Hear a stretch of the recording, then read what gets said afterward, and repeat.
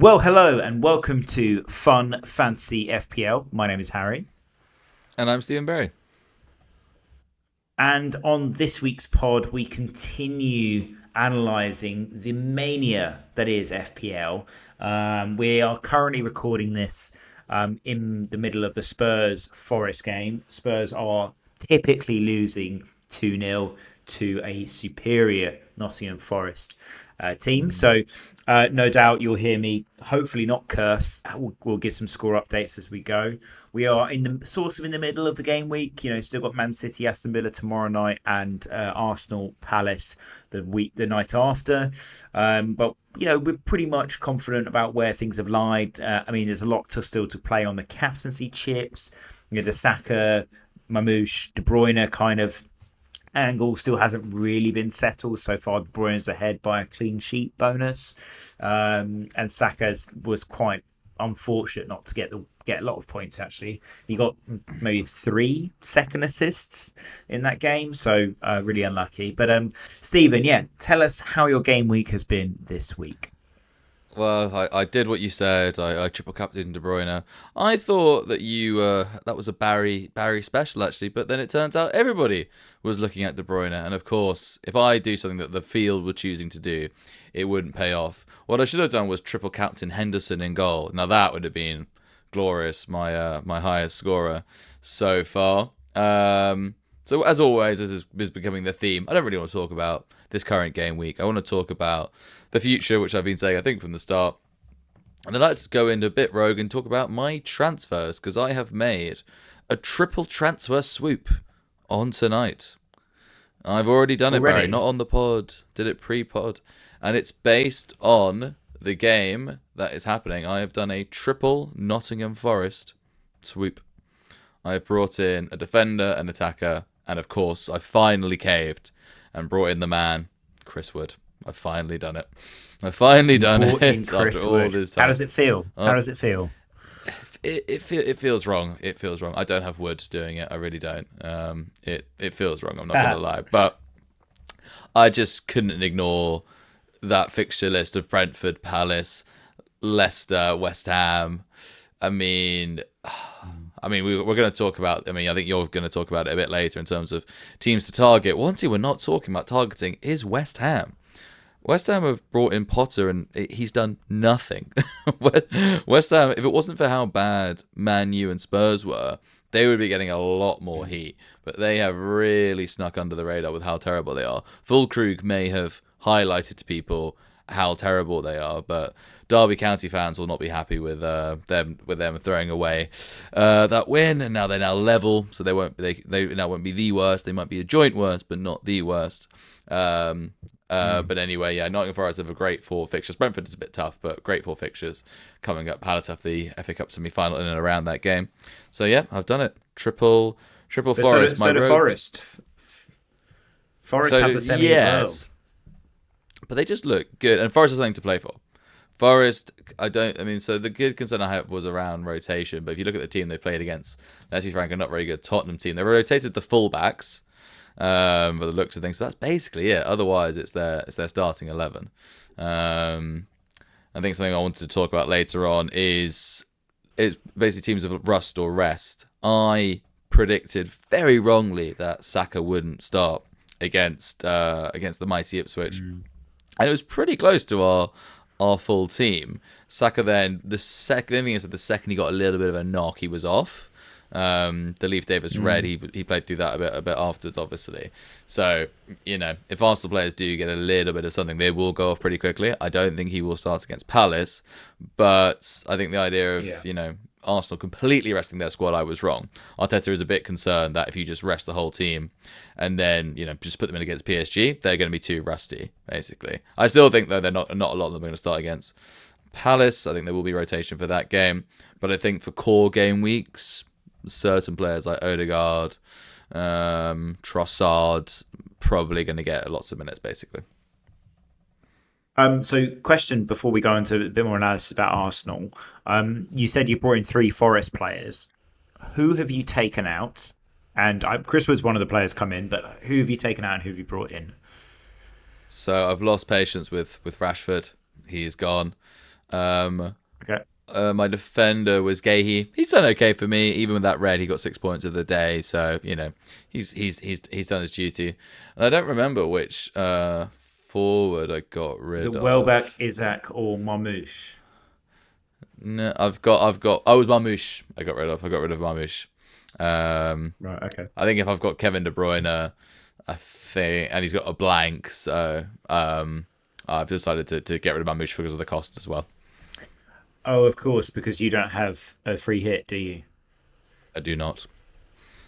So, okay, sounds good. Well, for me, then this week I got 58 points. A small green arrow, slowly edging into the top 500k. I made three transfers. I took out Isaac, Clivert, and oh yeah, my goalkeeper Pope for Areola because I thought West Ham they're at home to the relegated teams. They're gonna, of course, they're gonna do well, right?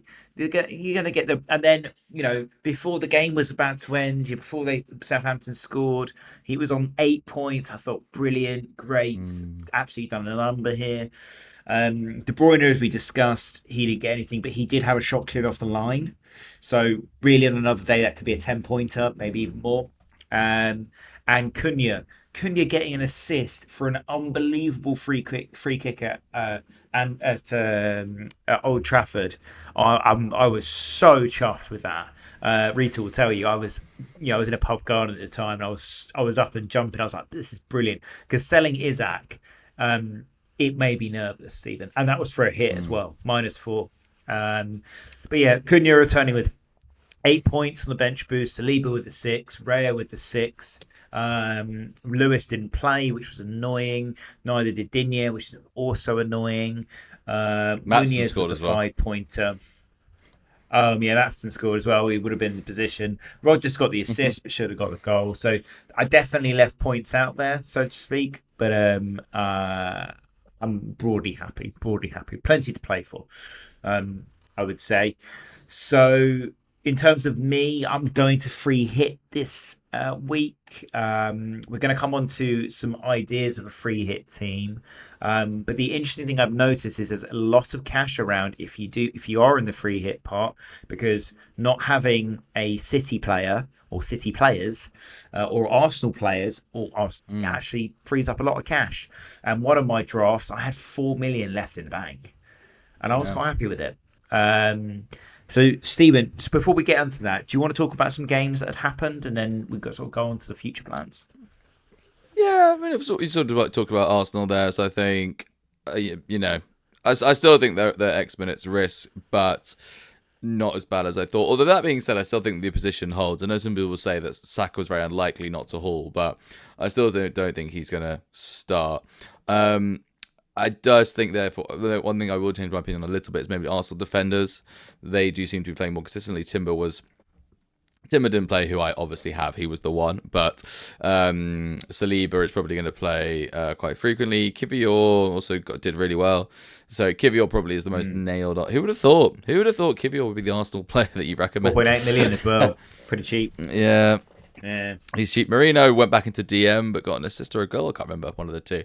So Marino really does seem to be the man at the moment, actually. Kivior and Marino. Yeah. Again, who would have thought? I think, again, I still think there is rotation risk. I still think Arsenal players are expensive. I still think let's be frank, it's Ipswich who are gone. So let's not get the champagne out for Arsenal players just yet. But Kivior, Yeah. Marino, I think are good for their price, given there is going to be further rotation, basically.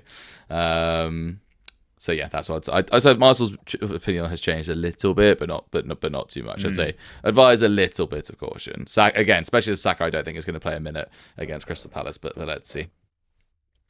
Yeah, I thought it was very strange to even see him starting, to be honest. Yeah, I mean, why? Why risk Saka away? I mean, you could put Russ versus yeah, but I mean, I'd Rest, rather as I play was him saying against earlier. Palace. I'd rather play him against Palace. Like because if I'm Arteta, I guess that's the reason why I'm not a multi-million-pound manager. But Mhm. I would have played him against Palace because Palace are going to play a weakened team. So he wouldn't have, you know, absolutely Well, ludicrous tackles. as he got at Ipswich, which was always going to be the case.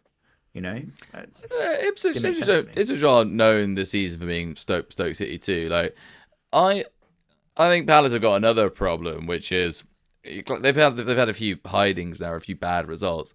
They're going into that get the FA Cup semi final now, like, oh god. So actually, if anything, I think having a 10 men behind the ball performance would probably cheer them up a little bit for the FA Cup semi final. Ipswich have shown that we won 4-0. All right, they've been complete walkovers all season. So anyway, probably going down a bit the rabbit hole there. Nevertheless, Saka's going to get rotated. Let's just be very frank about that. So for his price, I don't think he's worth it basically. Cool. Okay, cool. Well, a game I wanted to talk about, I mentioned it earlier with my Cunha shout, is the Man United Wolves game.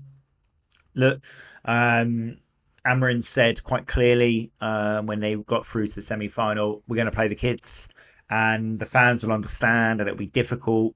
And I was cheering, Stephen, when I noticed in the back line a player's number starting with a 5 and having another number in it. I thought, wow, they really did mean it. They are starting the kids, and they started some absolute unknown on Cunha's side, and I was like, oh my god, like rubbing my hands, this is brilliant.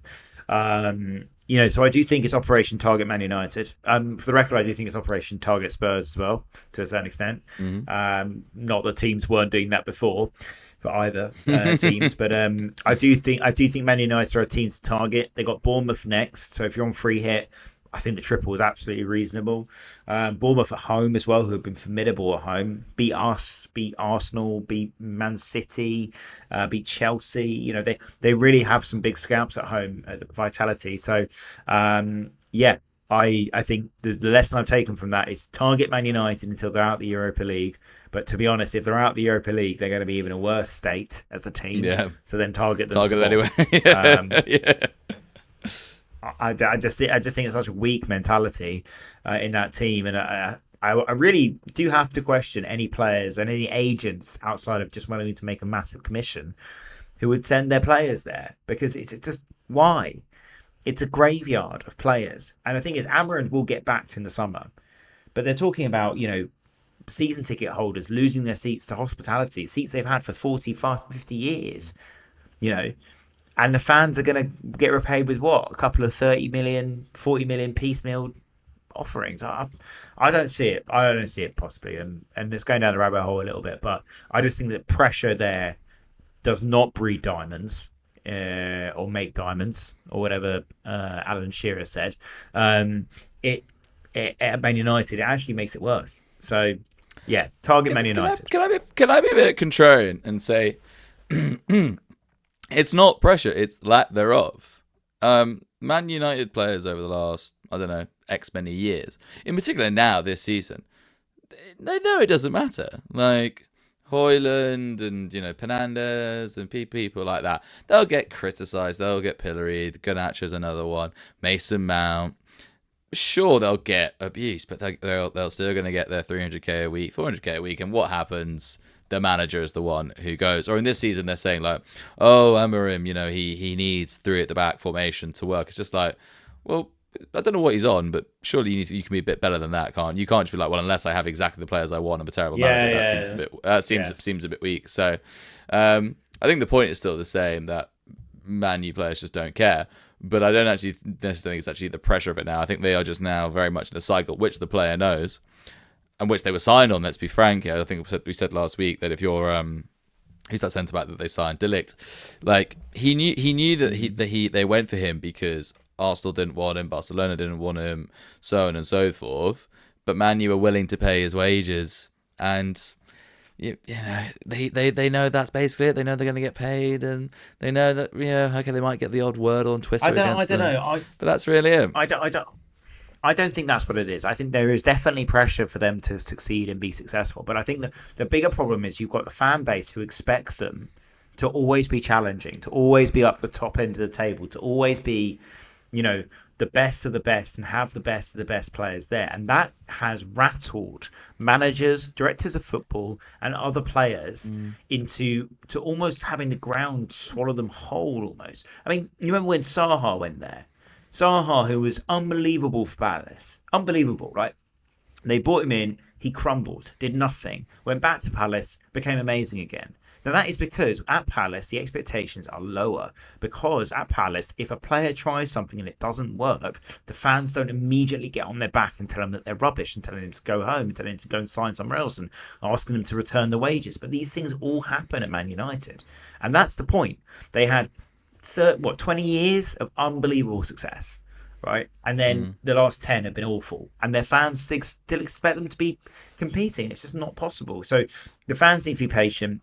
And I think until they're willing to accept that, until the managers and the higher upper echelons of that club accept this patient game of building a club again, they're never going to be there. And that's to do with pressure. It's to do with pressure for sure. I'm a bit. We should probably not go down worried. this. No, but I've got a good segue, which is that I'm a bit worried about Arsenal and the Spurs fan commenting about a toxic environment at grounds. I think that Glasshouses springs to mind, but it does lead me on to the game I was talking about, which is Chelsea Fulham, because they're another set of fans who are very demanding. But if you look at the players that they have, they've been a lot better than what Man U have over the years. And in terms of just my digestion of Chelsea Fulham, I think there actually is fair. I don't know if they needed Fulham players getting in their faces or whatever, but maybe there's more to them than actually the last results have shown. They've really struggled against the lesser teams, 10 men behind the ball. Fulham went for them, and that actually played somewhat into Chelsea's hands. Now, if you look at their next, which is Everton, they've got Everton at home. Moyes is probably going to be pretty pragmatic in that game.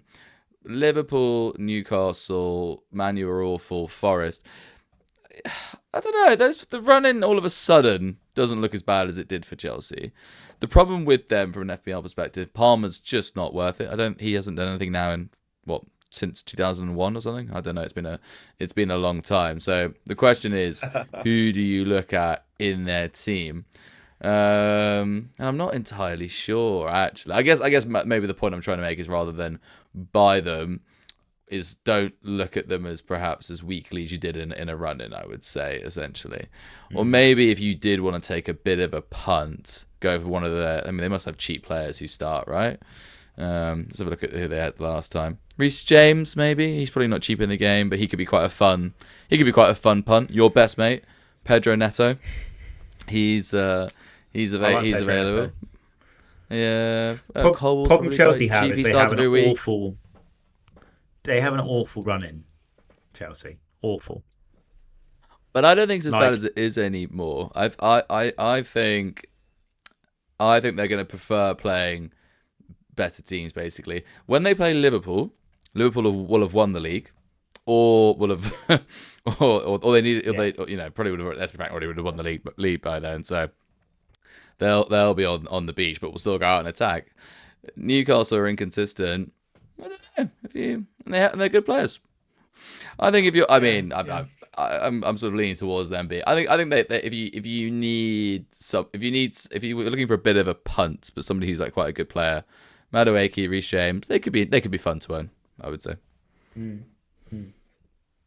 Cool. Okay, well, interesting for sure. I think, yeah, I don't think I'd be looking at Chelsea assets at all. Although I did recommend to my sister looking at one of the goalkeepers for the run-in, which was a bit rogue. But I think for their game this week, if you're on free hit at home to Everton, there's a chance that game could be a really awful 0-0 because Everton will sit back. Chelsea's can't score for toffee, so maybe that's the answer for it. But yeah, I wouldn't be steaming into Chelsea players, not even close, to be honest.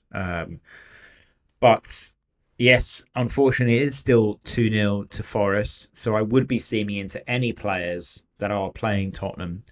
So if you are sitting on Mo Salah still, hopefully you are, and have the captaincy chip on him, I would keep it there. We are not going to put up a fight at all, Stephen. It's going to I've be. already Do you captained know? him as well. Do you know the Looney Tunes, right? Where one of the cartoons gets flattened and then they have to pick themselves up and they're like road kill. That's what Tottenham's going to be like, and it's going to be like the Road Runner running past us. We're going to get absolutely destroyed. But yes, Stephen, as I mentioned, I am going to do my free hit this Yes. week, and I have taken advice from you, which is usually quite concerning. And that is to write down what I think the scores are going to be for each Oh, game and okay. have that inform my decisions.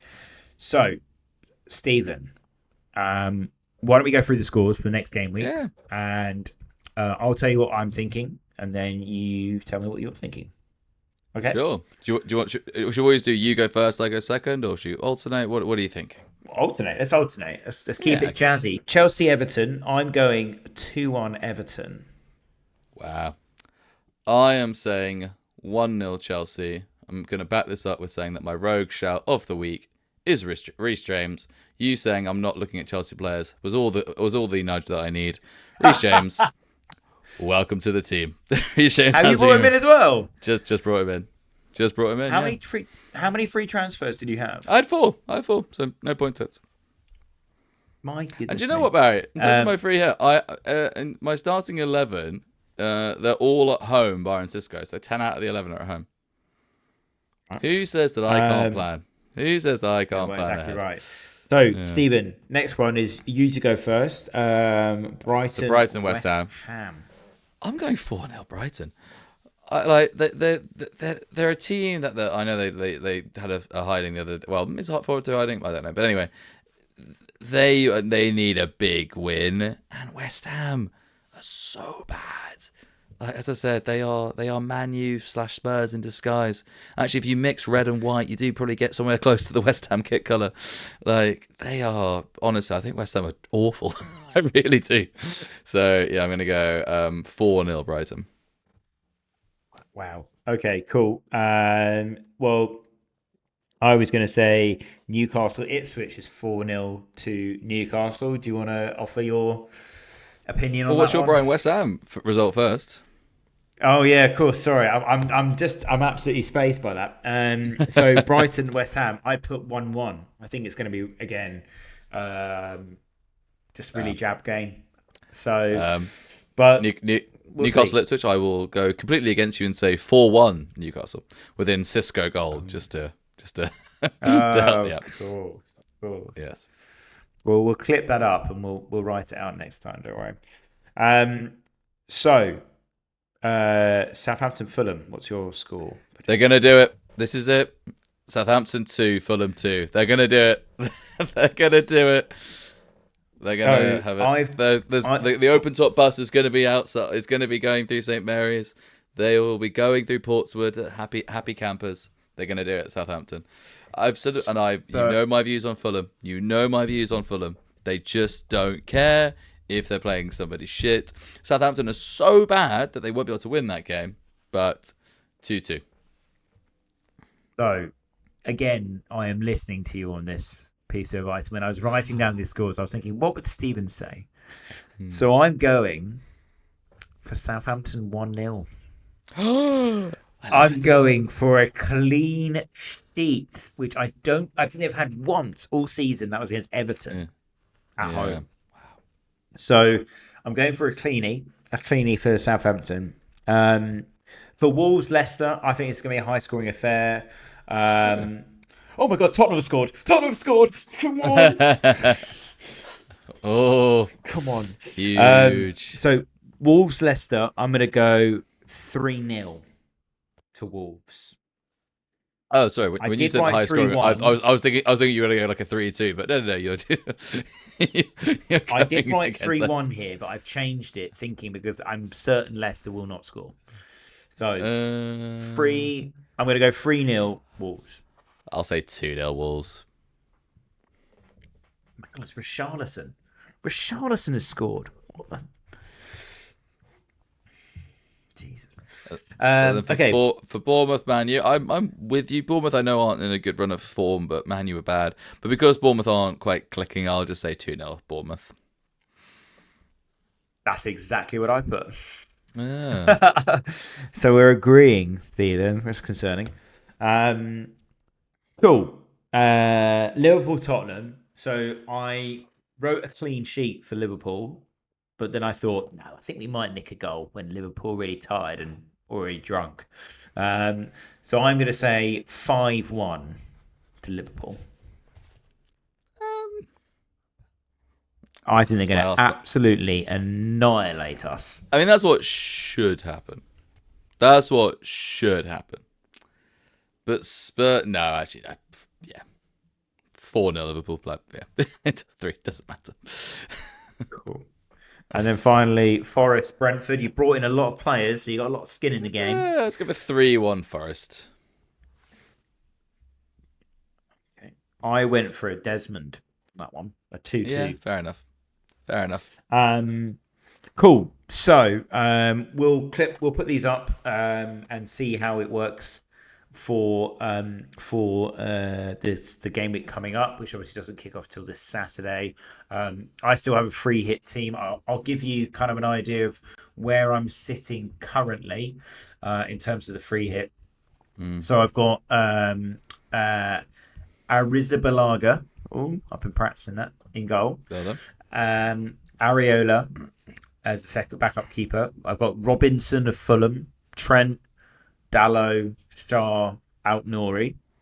I've then got Cliver, Iwobi, Salah, Jacob Murphy, Bowen. I've then got Isaac, Cunha, and I have one spot available in my forward. I've got 10.2 million to spend. And Stephen, I don't know where to go. Maybe Wissa, maybe Wood, probably Wood. Yeah. I was about to say if it was just normal spending money, I'd say it sort of leads me into my top, middle, or bottom in terms of my top shouts would be Ollie Watkins. Actually, I know he's got a blank this week, but he's got a very nice run in Ollie Watkins, and he looks in form. I mean, if it's a free hit, Barry, why don't you go for the Southampton striker? Why not? Yeah, I did think about that, but then I on wouldn't a play watch him. you? Is that? I would, yeah, I wouldn't play him though. I wouldn't play him though. But and I've got money to burn. Why are you not going Ramsdale in goal? You think it's gonna be 1-0? Very good point. It's a very good point, Stephen. I did think of okay. I'm just gonna go into my because my top middle and row do have a Southampton flavour to them. So my banker is going to be Trent. I think most people will be on free hits. Get him in. If you're not on free hit and can get him in. He's definitely going to score a goal or get an assist and maybe even get a cleanie against Tottenham. We are trash. My middle is Sarabia of Wolves, who is 5.0. He's a midfielder, 0.1% owned in the game. He's had 2 returns in the last 3, both double-digit hauls. Definitely not going to be someone you're going to stick with, but definitely worth a punt. And then my rogue shout, a former Tottenham player, now at Southampton, Kyle Walker-Peters. I do like him. 4.2 million, 0.3% owned. He's had 5 returns all season, Stephen. So you know he's going to get it. And I've got a feeling about Southampton this weekend. I think that I agree with you. Fulham will not approach this professionally. They had their big wins.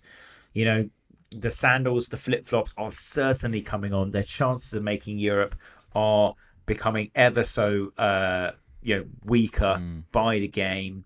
I mean, where are they sitting at the moment?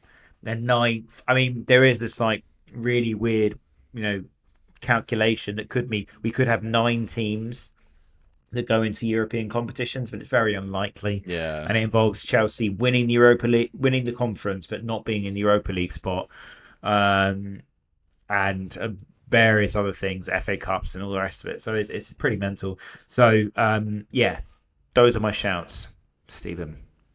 Yeah, Thoughts? I mean, for me, my Ollie Watkins, I also said, but also just Isak as well. I'll go middling for him, just mainly because actually no, I think he's got a good run in. He is quite expensive. In terms of my rogue shout, it is Reece James. He is unfortunately made of glass, otherwise he may have gone down as one of the best right backs ever. He's starting to look like that again. He is overdue another worldy goal, and he's a haul machine. He either gets 28 points or 0, and I think against Everton or maybe even Liverpool, the haul is on its way. So, and he's only 4.8 million. He is cheap. He's actually surprisingly cheap. That is cheap. You would expect him Yeah. to be in a sort of 5.5, maybe even a 6 category, but I guess that's the injuries. Yeah. That's what's done for him. Yeah, I imagine he started at 5 and then people sold him off. Maybe he started at 5.5. Don't know, but yeah, he's only 1% owned. Sure. Okay, cool. Right, well, I think that concludes everything for this week, unless you had your rogue shout with being Reece James, of course. Can you remind me your middling and bankers? Sorry. Ollie Watkins is my banker, and Isaac is the middling. I thought you said Ollie Watkins because it's so us to recommend a player that doesn't have a game this week, and I enjoy it greatly. So thank you very much. I did highlight he doesn't have a game this week. I did highlight that. So yeah, I know you manage did. play manage your team accordingly. I mean, you're in charge of the edit, so you can remove that if you'd like to. So it's up to you. No, not definitely not.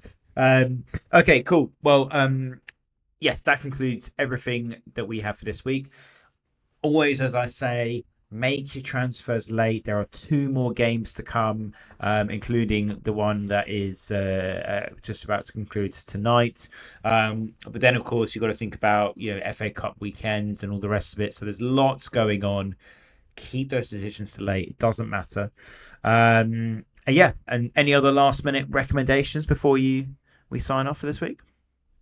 Aaron Ramsdale. He's another one. Ramsdale. He's due a haul. He is due a haul, Aaron Ramsdale. And you've convinced me that they're going to win against Fulham. I'm absolutely convinced of this. Generally convinced of this. Okay. If I had a free hit, it. I would happily do triple Southampton again. I would happily do it, but I don't have a free hit, so I won't be very good as a Southampton player. But I do like it. Great news. Well, if you like what you're hearing, please give us a like and subscribe on Instagram, YouTube, Twitter, wherever you can. Thanks to our lovely editor and producer, Rita. I hope you enjoy some of the clips we're putting out. So we're putting out a few more of our nonsense, including my Nico Riley shout last week, which came through. So yes, we've been Fun Fantasy FPL. Hope you have a good week. Thanks, guys. Thank you.